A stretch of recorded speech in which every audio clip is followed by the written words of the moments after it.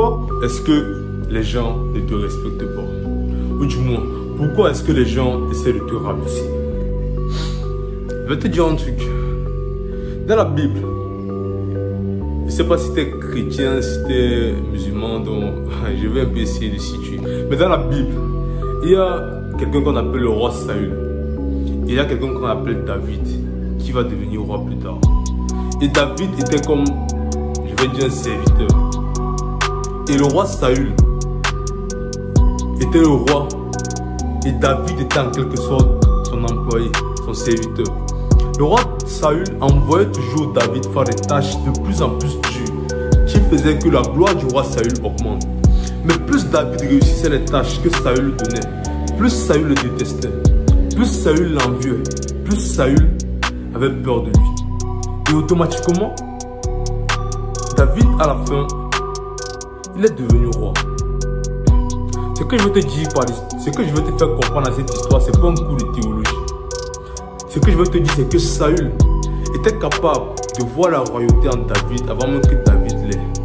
Saül voyait la lumière qui était en David sans que David lui-même la voie. Saül sentait la menace que David était. Alors que David lui-même n'avait pas l'intention de porter préjudice ou de prendre la royauté. Et c'est la même chose dans la vie de tous les jours. Certaines personnes, avant même que tu atteignes le niveau où on peut commencer à dire que tu as avancé, voir que tu es capable d'aller très loin. Et elles ont peur. Parce que pour l'instant, peut-être elles se sentent supérieures à toi. Je répète bien, elles se sentent supérieures à toi. Mais quand elles auront l'impression que tu es capable d'aller à un niveau où on ne pourra jamais arriver, elles vont essayer de te rabaisser pour que ton succès meure au stade embryonnaire. Et quand tu as beaucoup d'épreuves, quand plusieurs personnes essaient de te rabaisser, quand plusieurs personnes essaient de te manquer de respect, quand plusieurs personnes essaient de te mettre des bâtons dans les roues, quand la vie te donne beaucoup d'obstacles, quand tu as plusieurs fois l'impression que tout va mal et que c'est toujours sur toi que les obstacles et les tribulations viennent, ça veut dire que frérot, ton succès sera magique. Ça veut dire que ton succès sera magique. Tu dois comprendre que plus on tape sur l'épée, plus de forgerons martèlent l'épée, plus l'épée sera tranchante et mortelle. C'est pour cela que toi, on te donne toutes ces épreuves-là. Pour que quand ça vienne, quand tout cela finisse, tu sois un cyborg.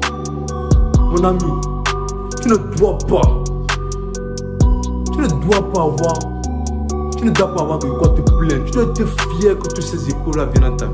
Parce que c'est juste une confirmation que le succès que tu auras sera massif. Parce que je vais te le dire, le succès que tu auras, la réussite que tu auras, le succès que tu auras, ils seront proportionnels à la quantité d'épreuves que tu as eues tout au cours de ta vie. Parce que ce sont ces épreuves-là qui vont te permettre pas seulement d'avoir le succès, mais aussi de le maintenir. C'est pour cela que quand tu donnes de l'argent à un enfant, quand un enfant d'un parent riche a la richesse de son parent, il la perd. Parce que lui n'a pas eu les épreuves que le parent a eues pour avoir cette richesse-là. Il ne sait pas comment faire pour maintenir cette richesse. Je répète encore, le succès et la réussite que tu auras seront proportionnels à la quantité d'épreuves et d'obstacles que tu auras eu dans ta vie.